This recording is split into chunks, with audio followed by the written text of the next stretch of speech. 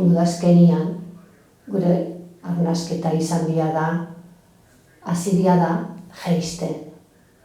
Udan, gaude denok, bueno, deke ezakizeba, no, eta hori dana ipintzen dugu. Eta gero, udazkenian, hasiria gara jaisten. Eta orduan, gure arnasketa, jungo dau lasaitzen. Eta erabiltzen dugu bai puntuak, eta bai zatiak.